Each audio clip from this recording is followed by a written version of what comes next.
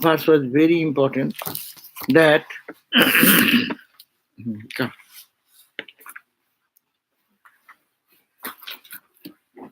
what it said is more important, that that you ignore the human manifestation, God in the human, God in the temple. Of course, God is in the temple, and that's why we don't see God everywhere. It's a beginning struggle, beginning procedure is good. That you don't see God anywhere, at least go to see in the holy place, holiness. In the temple you go, in the church you go, in the mosque you go. There you get the spiritual inspiration, because God is more palpably manifested there. So the Vaishnavas take, or these other verses we read, that Bhakti school of thought is that you go to worship God in particular form in a temple. Say we go to Malibu temple, Venkateswar is the focus of our meditation. No, He's the Lord of the universe. The prayer and mantras are all the same. So they see 2-3 priests are from morning till night, 24 hours on the duty. What they are doing?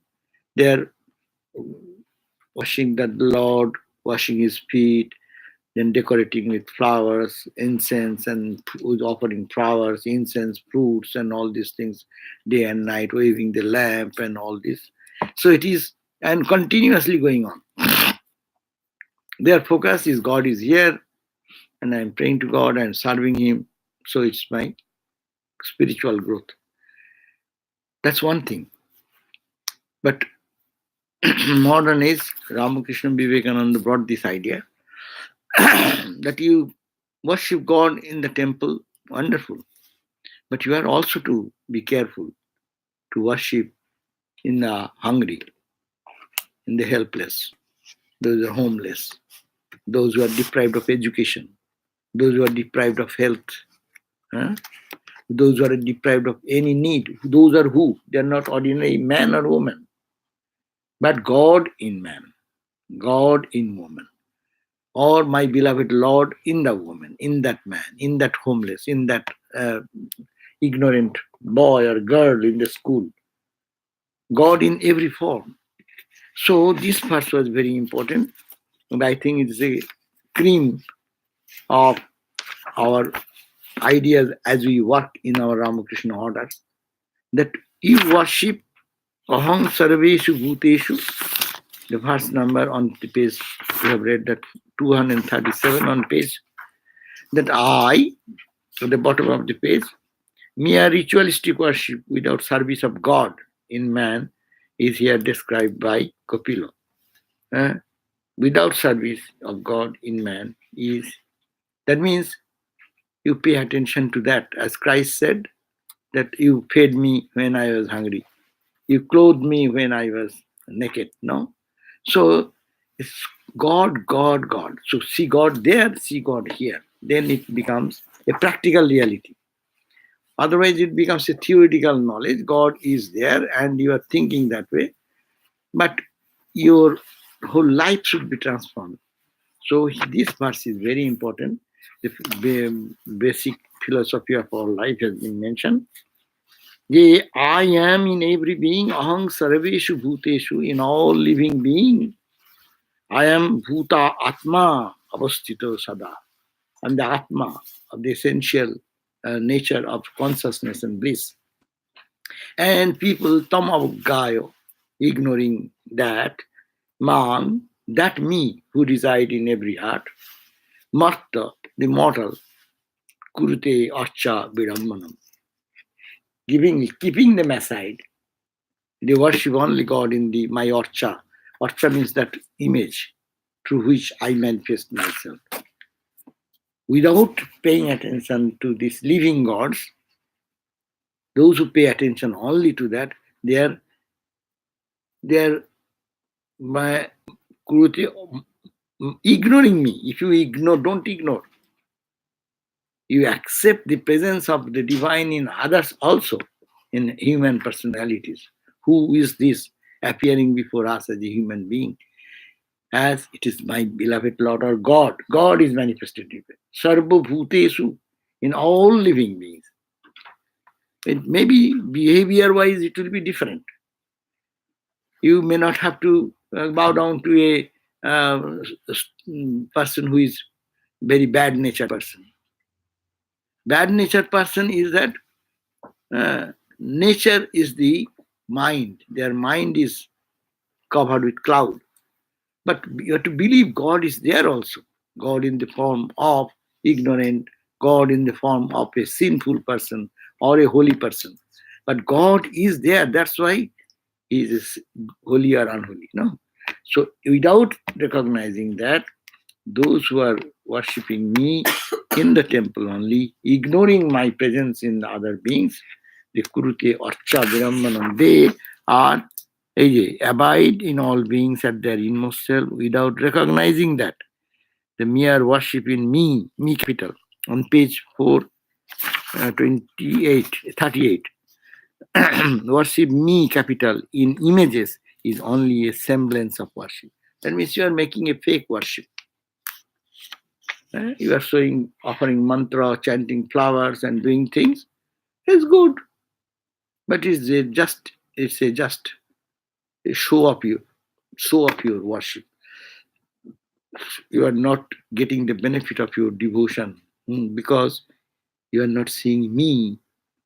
If you can see me in the image, you can see more palpably in the living being. But in our realistic sense, we can say it is better to deal with the deity in the temple.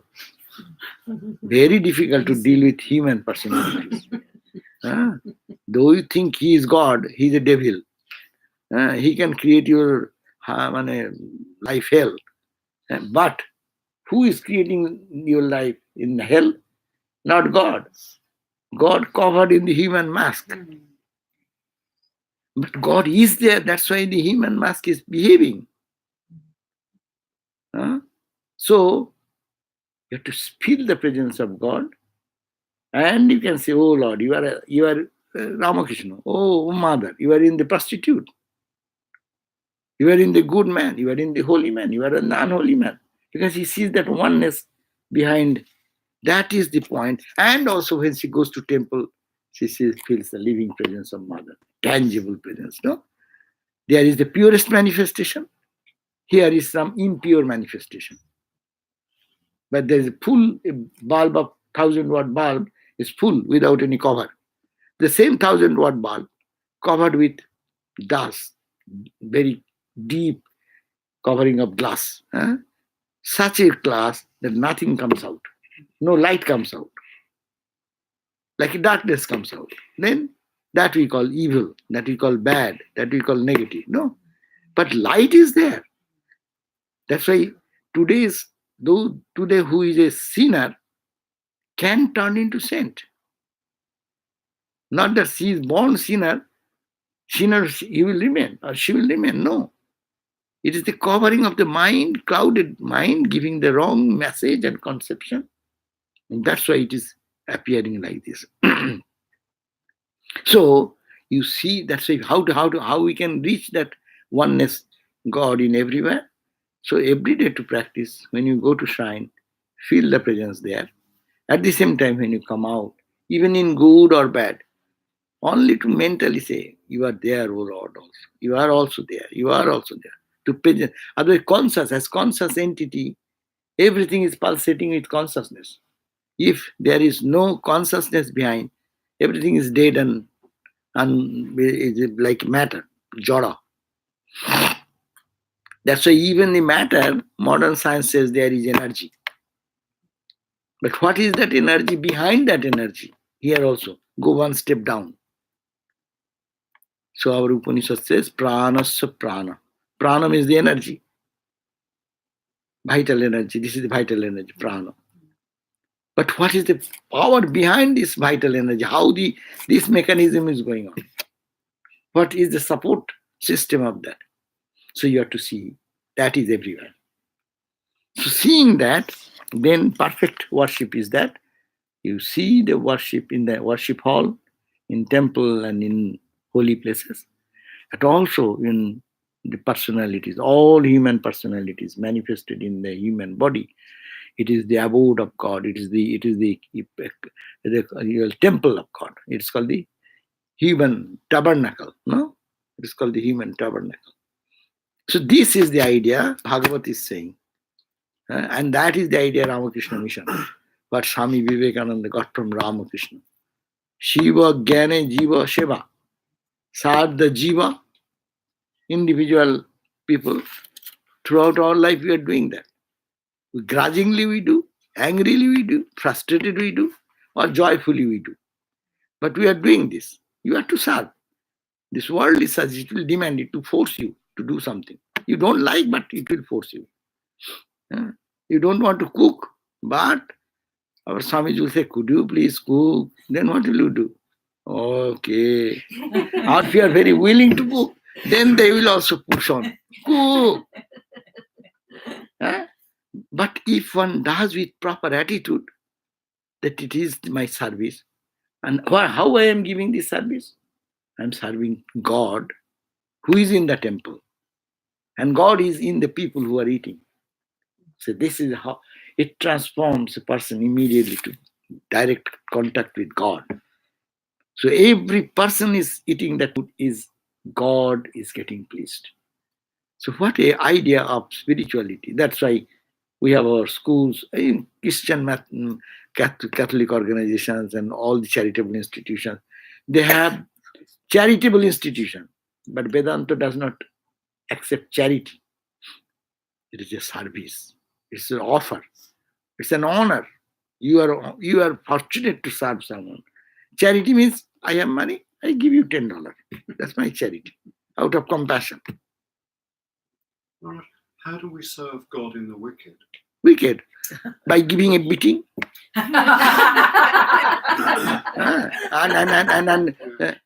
Suppose in a home, how the parents say have up to certain age, you give some training to them. It's a little training to them. It's for their good. So how do you do? Hey, don't do that. This is bad. This is the way you have to do. That is the help to that guy. If you pamper too much that boy, he will never learn anything in life, and he'll be a worthless guy in life. So to make it that way, but you should have the feeling that I love you and I'm doing for this purpose. I have no motivation. Otherwise, I will be drowned by my anger and by my frustration. No. It's difficult. And also, all the evil people you need not have to handle. Come in. Come here. Yeah, please. Maharaj, also isn't it that... And you can sit here. I can see your face. Isn't it that God is giving us the training that see divinity even in that? Hard. I can't do it. No, that is your subjective attitude, but that is not the point. That all evil you cannot handle. First of all, avoid. Upeksha. Maitri, Karuna, Upeksha. Patanjali Yoga Darshan has given some tips how to deal with adversities. First of all, if someone does, as your children did something, you say out of compassion, oh, the boy does not know. Okay, he has done something bad. Tell something nicely and she will correct. Okay. Then, after you say it does not work, then again say, it is not good, this is bad, you are turning, your life is your life, and give the good ideas, good thoughts. Then if he does not do, upeksha, maitri, karuna. Maitri means make a friendship with those people and let them understand that you really love and you want their good. One, maitri. Karuna, compassion. Then you say, okay, he's a child, he has done, I have told several times, but he failed. Okay, I also failed so many times. You can absorb that failure. More karuna, maitri, karuna, upeksha. Ignore. Maitri, karuna, upeksha. What is that another point? Sukha dukkha punno papa punno. Chitta, he says your mind should be, you as a sadhaka or spiritual person, you want to keep your mind in perfect balance. How will you do? Take this method. I am not forgetting. Maitri, Karuna, Mudita, Maitri, Karuna, Mudita, Upeksha. The four methodology. One is Maitri means friendship, because a friend behaves with that. Even friend fails one time, two times, three times, he also suggests do this again and again and again. Maitri. Karuna is compassion, as a child does to the parents. Parent feels that way. He has failed. Okay, I affectionately feel that, okay, do it again, don't do that again, like that. Deal them. Then Upeksha, ignore. He will be there, you will be there. You need not have to blend with him and get your mind disturbed. And Mudita, if you see something good or done by anyone, you feel elated and you encourage that person. Even anyone who is good or bad, there is no one is perfectly good, no one is absolutely bad. There are certain negative qualities, certain good qualities. So when you see any good qualities, appreciate that. Give, rejoice with that good activity. So these are the ways of handling the different people in different life. And Holy Mother said, behave with a person as he or she is. You go to a holy man, you behave one way. You go to a cheat, you know you are approaching a cheat. So you'll be careful how you use your word, how you get your response. You know he will cheat you, so you be overguarded and don't get into it much. So as you are going to a shop, you see you're going to your mom, your dad with love, respect as you are going. You should not go to a person who is exploiting the society and doing like that. So how you interact with people, not demeaning the God in the person, but the demeaning the character of the person which is manifested because of the lower propensities of the mind of the person. We are not the mind. Mind is every day different, no? Morning time we are in good mood. Noon time we are depressed. Afternoon we are up.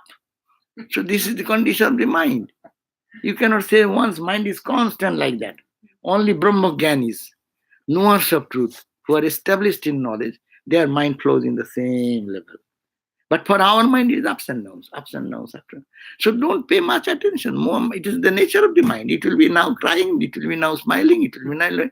So understand, mind is not you are the mind. Mind is your one of the slave. Many tools are necessary for your survival. Eyes are helping you to see, ears are helping to hear. Similarly, mind is trying to help you to balance it.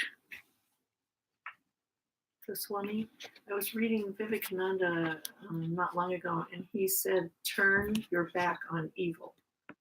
Turn it back on even if you cannot protect yourself. But see, Swami Vivekananda, he has the equanimity, his vision. See, go to Christ, how much he has forgiven people. No, that is depending on your. Suppose if you fail to keep your own sanity, so how will you help others? Right.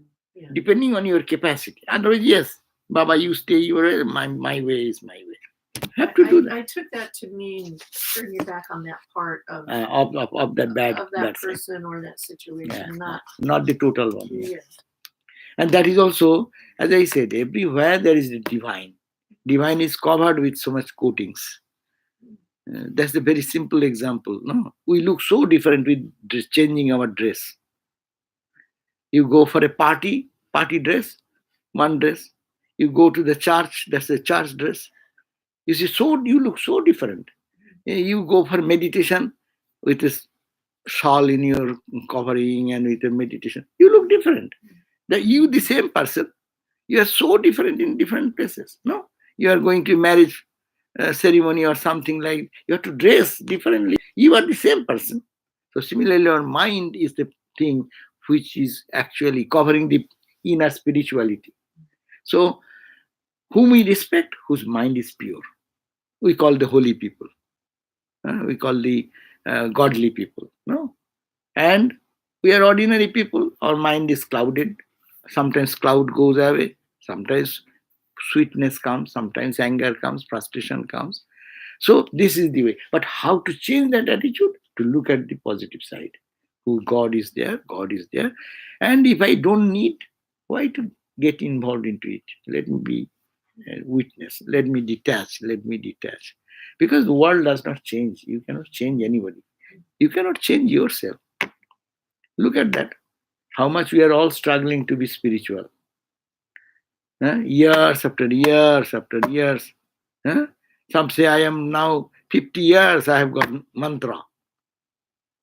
Then what? Where is God realization? How much you have achieved? That is the point. Yes, it takes long time to self-discipline, to self-mastery, to understand what I want and where I am directing, how to look at the world in a different perspective. So this attitude should be carried. So this verse is important, that don't look God in the temple only, in any temple, any deity, all are the divine manifestation of God. But try to bring that awareness into every human being. And where you find a good manifestation, first make love with them. That's why your whole gospel you read again and again, Ramakrishna said, holy company, go to holy people. That is first needed. When you really mature yourself, then you can see goodness, holiness in others also. But the beginning, you should have to get the strength by looking at the goodness of good people. And we are not ready for that. Therefore, we should be really strong to hold on. Okay, come here.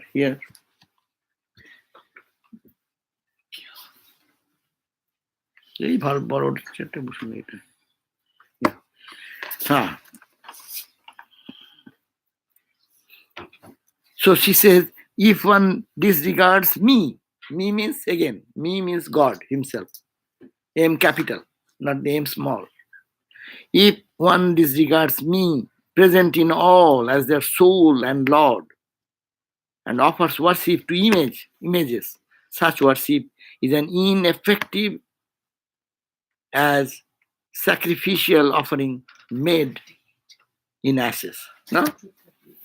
You know, sacrificial, when you do the sacrificial worship and put some ghee in the home of fire time, you have seen the other day we did.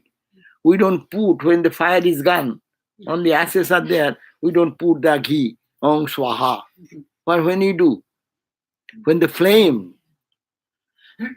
that means you put the ghee, but you are not doing the home of fire over the ashes. When the flame is there, put it there. So here is the point. If you disregard God, God's presence, on page 438, 4 or 3, 238. In all as their soul and Lord. Everyone is soulless without God. Everyone is smiling or crying or weeping because of the presence of God. Because of the electricity, it is heater, it is cooler, it is light, it is fan. If the electricity is minus, fan will be fan, bulb will be bulb. Heater engine will remain, cooler engine will be there. It will not cool, it will not heat.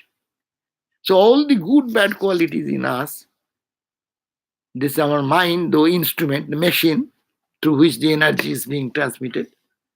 But the power is there, which is called God. So that understanding is very much important in spiritual life. Otherwise, mere worship becomes rituals. And people fight on that rituals only. Because Hindus will do one type of ritual. And among the Hindu tradition, how many divisions are there? How they do the puja, how they offer flowers and incense, no? You will go to Bengal, there is a style. You go to South India, there is a style. So in North India, there is some style, no? But these are rituals. But purpose is to see God there. Come to the key point. And not only see there, you should see in others also. Really, many of our sadhus taught us that you just sit one day for meditation. And really you have done very good meditation. That means your mind was very calm and you thought of God really for a few seconds at least. You come out that day, you will find some joy everywhere. You can see the same tree, but today it is smiling little more. The flowers are smiling more than other day. Flowers are smiling the same way, but your mind is smiling now. So you have done real connection with the divine, and that connection, that divine is here also. So therefore you can unconsciously you can feel. So this is called spiritual life. And offer worship to image such as is ineffective.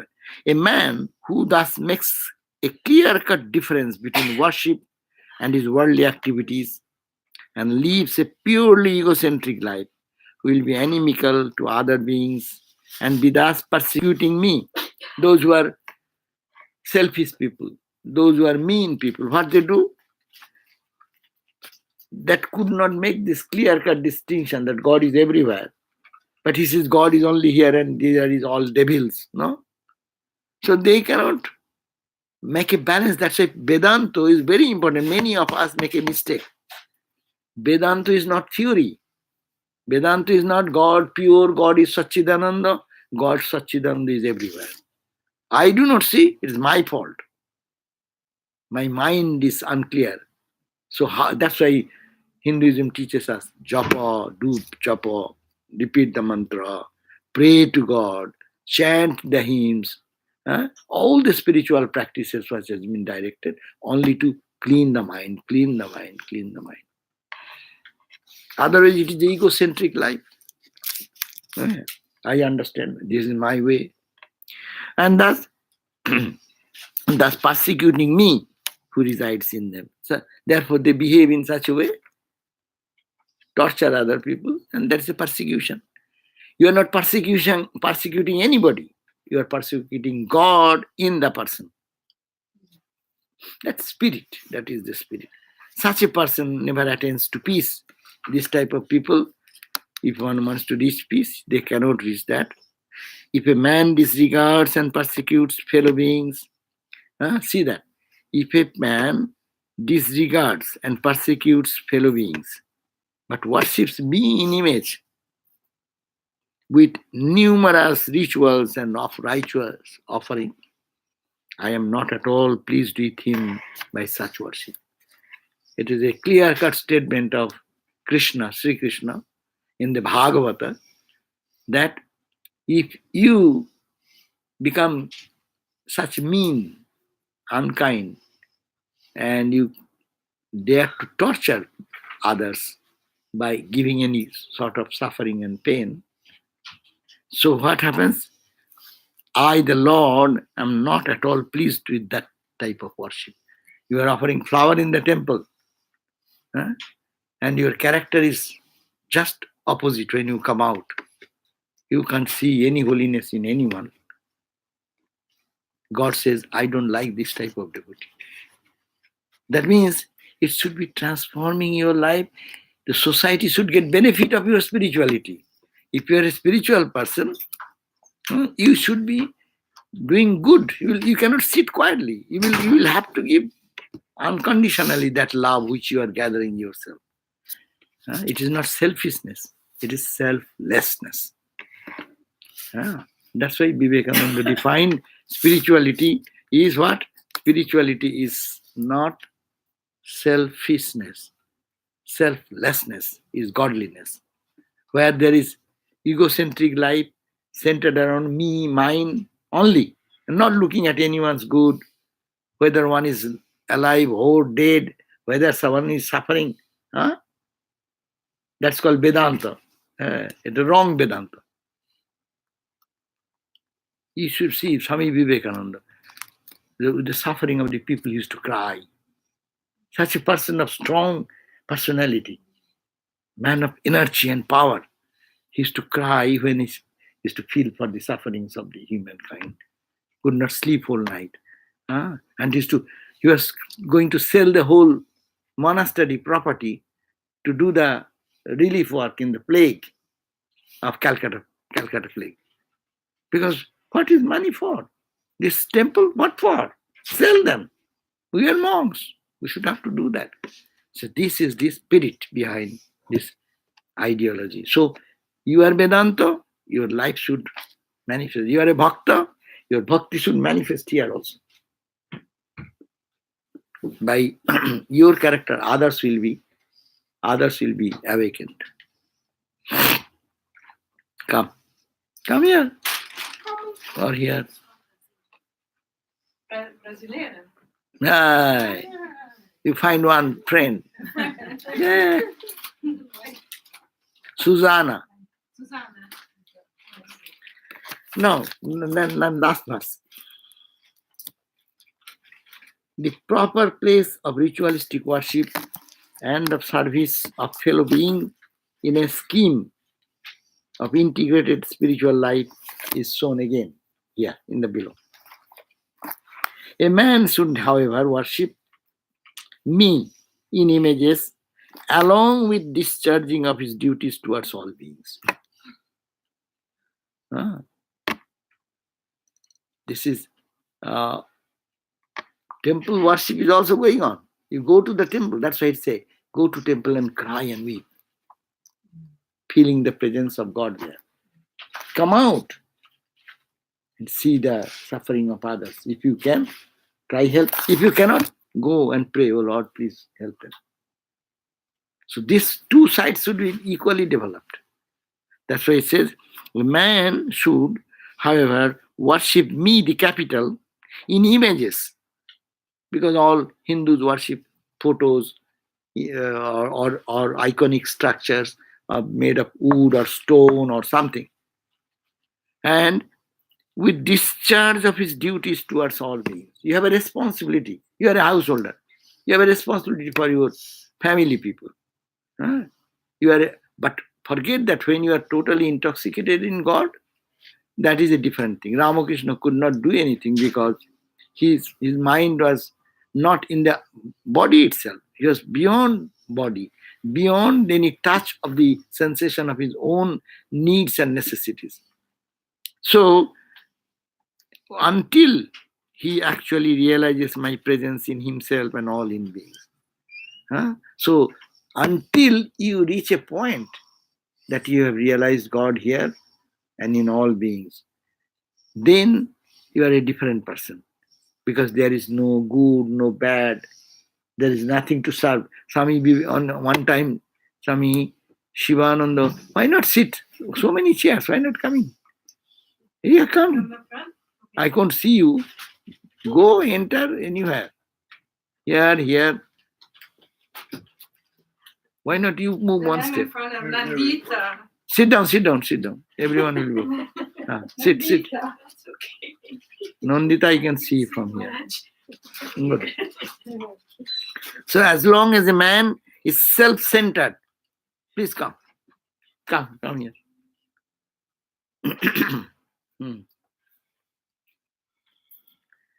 I cannot see you.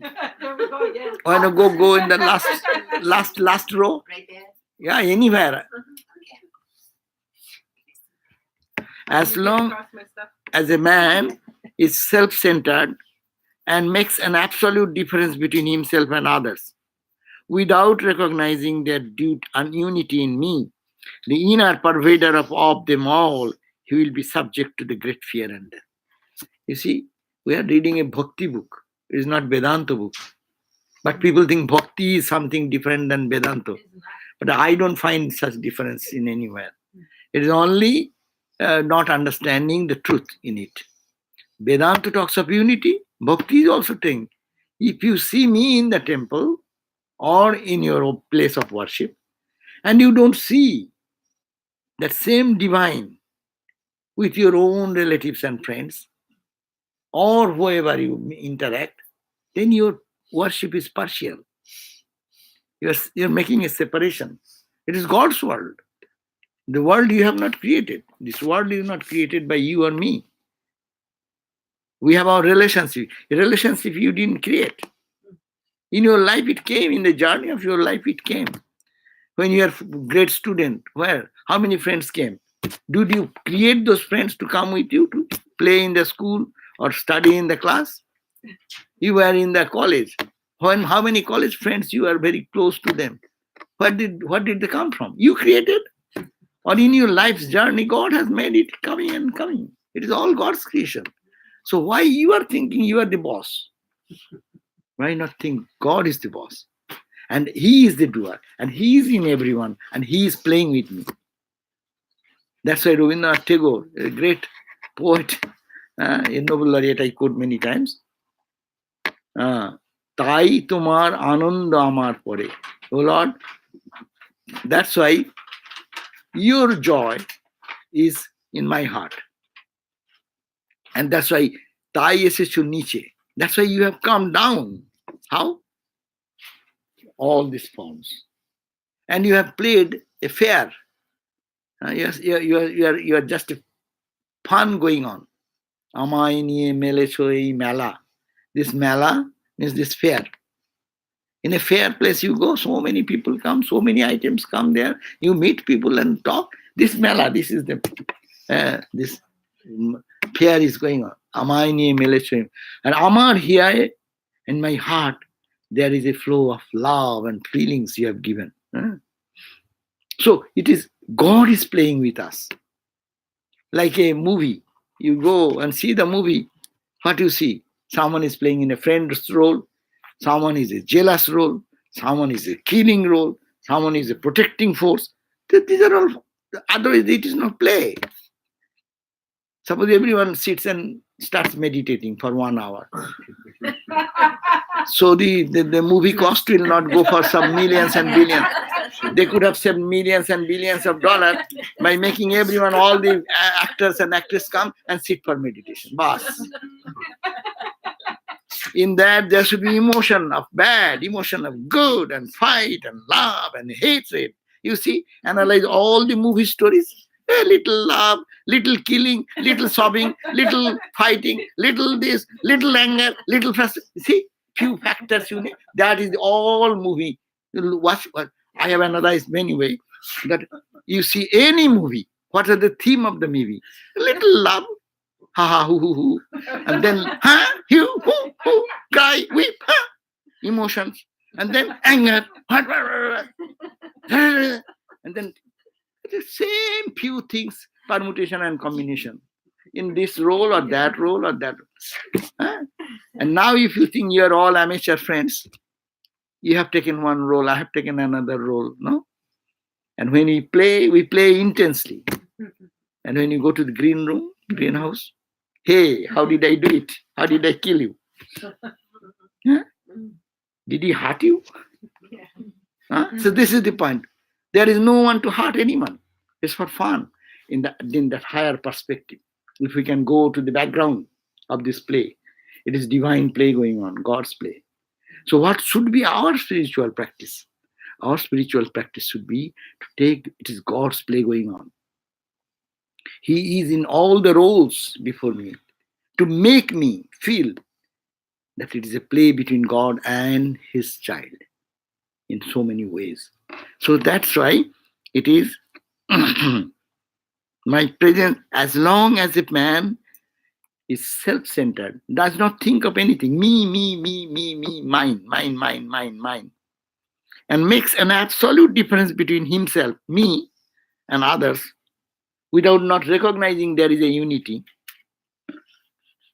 in me, the inner pervador of all of them, he will be subject to the great fear and death. That's why every day's life is our fearful life. Oh my God, what will happen? I do not know. Tomorrow, what is going to happen? Who will take care of me? What is it?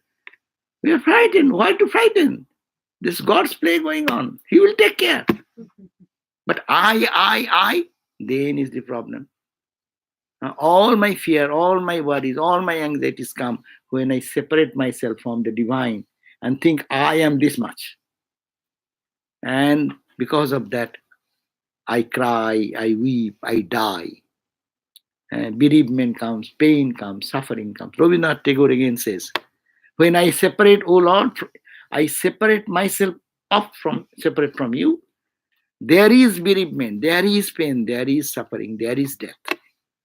But when I unite with you, who have to die? Who dies? It is the body. And I am not the body. I am connected to the inner divinity. I is not this I, but I is the divine I.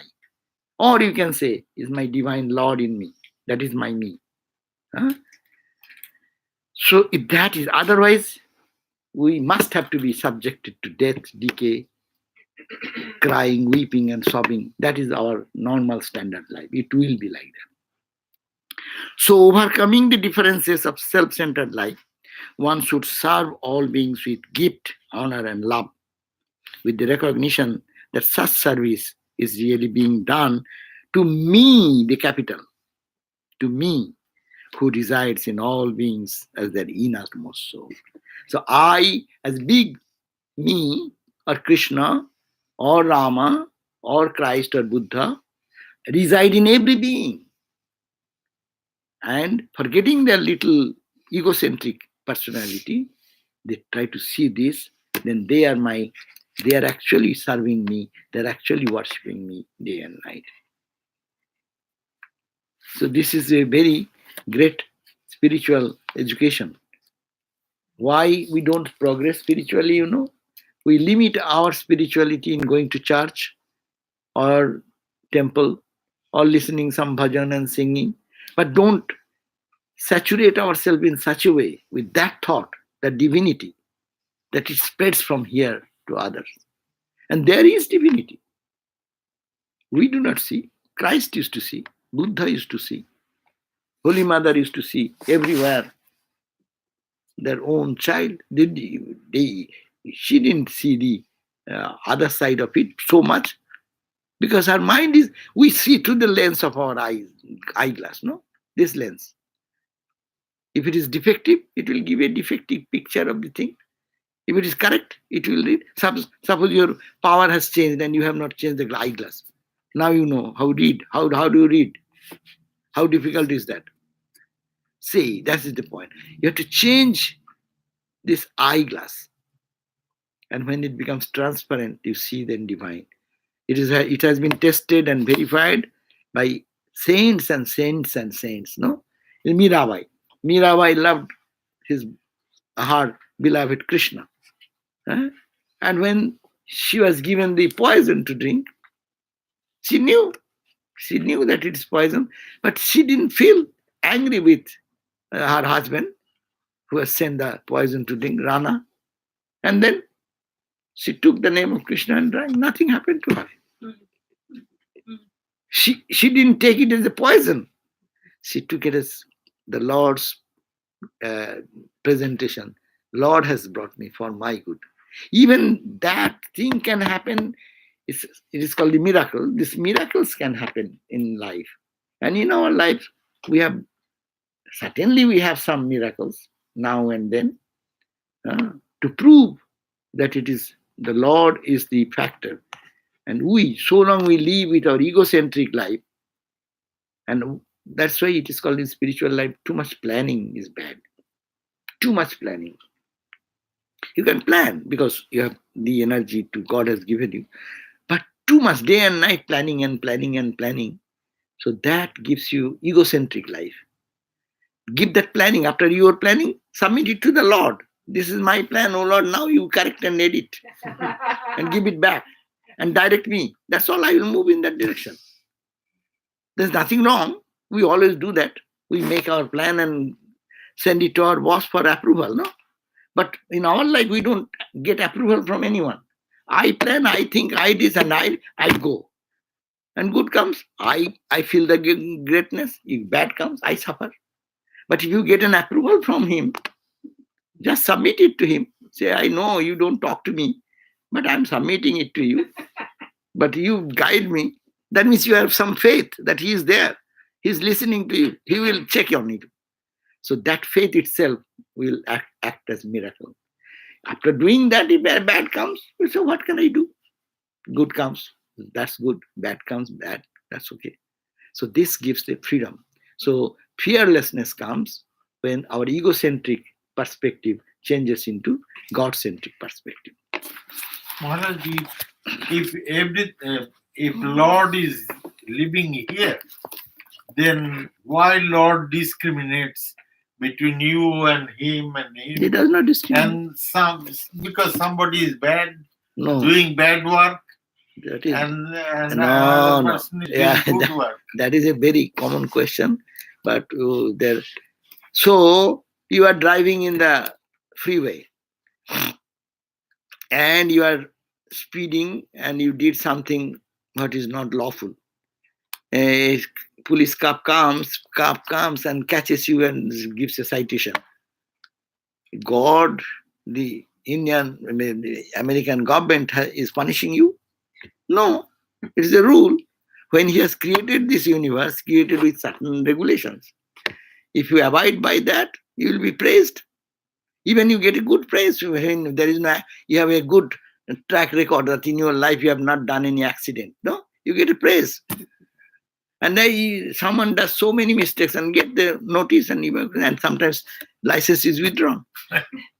So will you blame a motor vehicle department for that? Or police for that department? No. Similarly, in our life, there is a theory of karma. My karma forces me in certain direction. Even some good advice is given, your mind will not be able to receive that advice because it is egocentric, like holding on what I understand. I understand this much better than you do. Who are you to tell about my good? No, I keep myself separated from that. And a good person has an openness in vision. When anything happens, oh, God is, as you said, God is like trying to teach me something out of it. Maybe He's teaching me this. Good education. The same incident, 2%, 5% will take in 5 different ways. One person will say, oh, there must be, and they pause. When they get in the obstacle or difficult situation, they pause a moment and try to introspect. So it is happening for whose reason? God loves me, but why it is happening? There must be some lesson in it. There must be some teaching behind it. And he or she will be introspective and dive deep and to correct if anything is there. If not, he will simply say, oh Lord, please help me. I didn't do anything. Why I am victimized? Huh? Maybe my bad karma. Maybe I did it something. Say they have enough argument to do that. And enough argument to fight. Enough argument to fight. I have justified killing. Because he did it, I killed it. Okay? But a devotee, you will say, yes. And there are many stories nowadays who killed some, his son was killed or something. And the killer was the father of the son who was killed. That father made a relationship with that boy who was killed and then make friendship. There are some stories, recent stories here and there. So same incident where had I been there, I'd ask him to punish to the hardcore jail. No? And here, he said, no. And loved him and totally transformed that personality. So the same incident, according to the set mindset, whose mind is purer mind, self-introspective mind, they have thought it in one way and they corrected themselves in another way. And the same situation, others are behaving with much anger, frustration. Even you don't do anything, they will pound on you. Not any fault of yours, but they will create some. So it is a karma, is there something underlying. God is equal. And whenever it comes, Hindus always say, it is my karma. I have, in this life, many people say, even our Ramakrishna disciples, like Ramakrishna's disciple, these people never do any harm to anyone. From their childhood, they are God-centered. They only did good to others and served others. At the point of the last death time, tremendous physical suffering going on. They say why it is. Some say it is because of the karma. But what karma? They didn't do any bad karma. They might have, they have done it before. Or they have taken our karma. Just you have to balance. In our order we find that our gurus, those who are spiritual leaders in a mantra initiation gurus, they such pure soul, they are so uplifted in spirituality. Their last part of them, many of them suffer very seriously, physically. Swami Shivananda, direct disciple of Ramakrishna, taking the sin of others. Holy Mother suffered so much. What? Why Holy Mother will suffer? She is the divine mother, mother of the universe. But he has taken a vessel, the vehicle, this body. So if you have $1,000 loan and mother says, okay, I will repay your loan. So from her stock it will go, is it not? You are cleared, but the loan is to be paid by somebody. So the suffering which has to go through because of my pain, someone has taken up. So he will have to pay that. But they out of love, they don't think anyway. But the action is found in their body. Because they are so superior and so much spiritual, they don't identify with that. They keep their mind in a highest lofty thoughts. That's why their suffering is, though suffering, they don't feel the way. But suffering is suffering. The question comes, why they are suffering? Even that is a common question in our life. We say, in this world you find those who are bad people, they are making good money, cheating people, and just twisting the income tax, these, that. They are becoming rich and richer and richer. And these people who are in this rainy season, they have no shelter to hide their head. So, what to explain about that? Some people are so much money, they do not know how to spend that money. Can they not give it for this purpose? Because no, their karma will not allow them. Their mindset will not allow them. Someone was telling the other day, why shall we pay for them? Let them suffer. Because they have their karma, they should suffer. Why shall I do anything? Baba, it is your Vedanta. That's a good Vedanta. Yes. That means same ego, same egocentric life is always hiding inside and displaying. So spiritual life should be that way. It will give solace, it will not unburden it will unburden the pain, but it will not reduce this, what physical suffering comes. Holy Mother suffered Ramakrishna cancer. Christ died in the cross. That's why he said he is taking our sins altogether, cosmic sin. No? Why he should go through such agonies? Who is not done nothing for the good of, but for the good of others. No? So this is the way, but they don't mind it because they have the capacity. They rise themselves in a divine level. The body goes through that suffering, but they don't.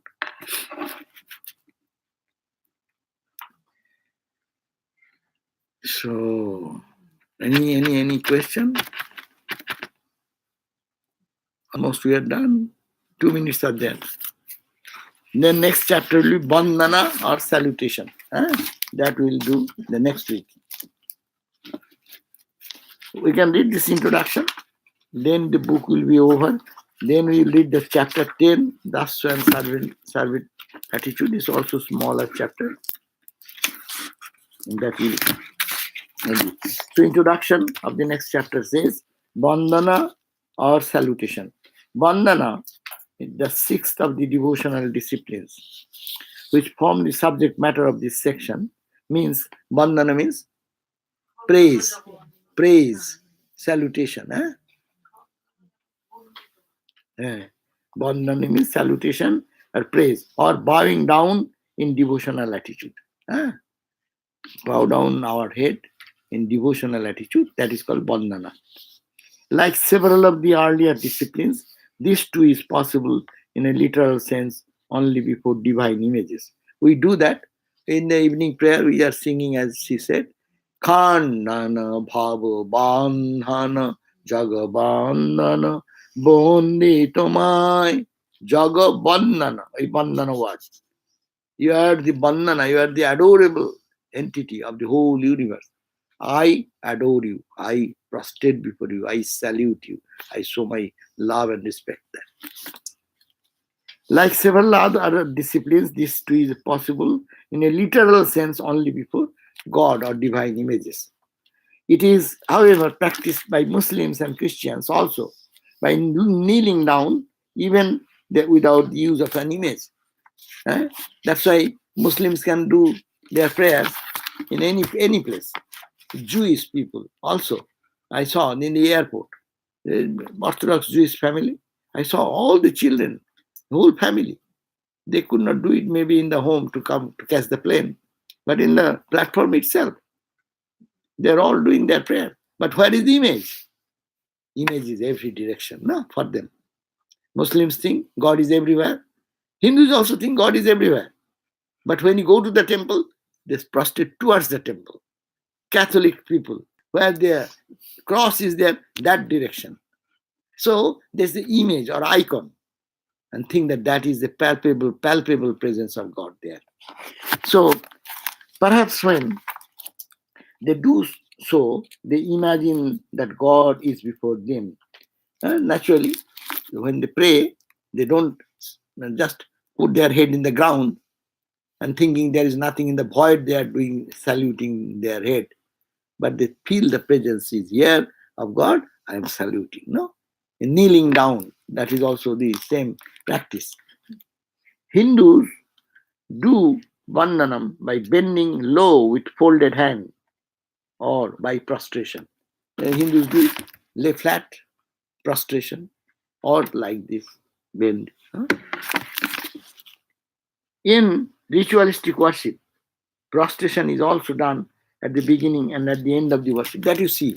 When you do the puja, first we come, we try to salute the Lord. Someone does total lying down.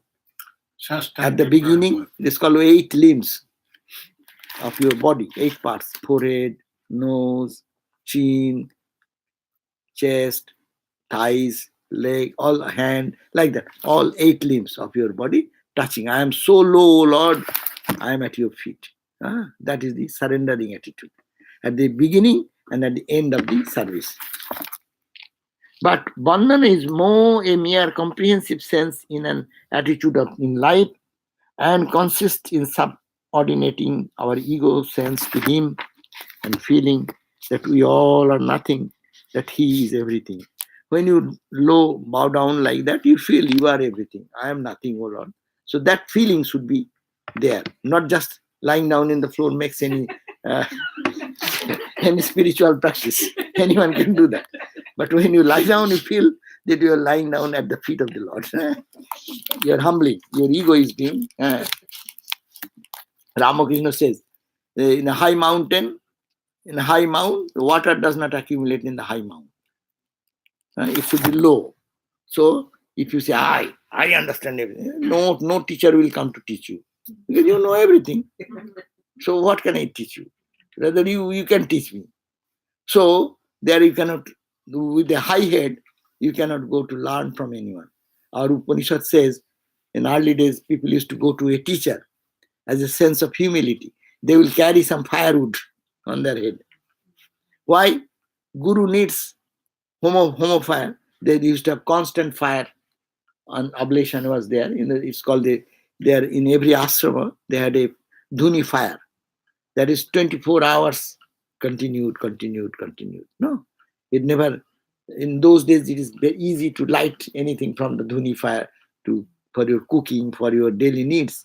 In those days, when there is no matchstick or something to quickly get the fire, to rub 2 pieces of wood and rub in such a way the flame comes, is a rigorous process. So they used to keep a holy fire. So it is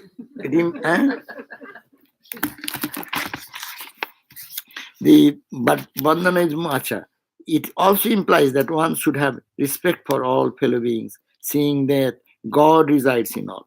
Now, this genuine sense of reverential submission to the divine, born out of keen awareness of his universal rulership and all pervading presence, should be clearly distinguished from pseudo humility and self depreciation that some people consider and practice as a part of their devotional life. Some people think that lying down 10 times at the feet of the Lord makes you a great devotee, keeping your ego intact inside. And showing a show. Whenever I go to temple and lie down, see how devotee I am. That does not make any sense. So it should be what you do from heart. It should be more of the inner spirit. You are humbling down, thinking God is everywhere, and God's presence is everywhere. I am subduing my ego there. The former is rooted in a sense of dignity and worthiness of oneself and others in God, where the latter is a kind of unconscious hypocrisy at the best and positive humbug at its worst. A true servant of God alone can evince a natural and dignified humility without any touch of ego in his movement and relationship. So we have to be careful. We are Vedanta Bhakti. You should be deep in your inner spirit, not a show of bhakti. You may not have to show bhakti, but if you sit silently and pray to God and tears trickle down, you are greater bhakta than who is showing 10 times salutation and making big posture of my devotion. So this is the inner inspiration should be there. So anyhow, these are all practical things what we do every day. If we do with proper spirit, then it will bring us to Vedantic understanding that God is everywhere. God is trying to manifest himself in all forms and shapes and size. I am interacting with God only, and God is playing with me and forgiving me, healing me, redeeming me from my mundane life to the eternal life. Thank you so much. Jai Thakur. So next week next Tuesday, no? Next Tuesday. Next Tuesday we have our class again. You're not leaving. No, I'm Tuesday. I'm here. Next week is what? No, I will class. Oh, will you're be- talking. class will be. No, that goes up. Yeah. Okay.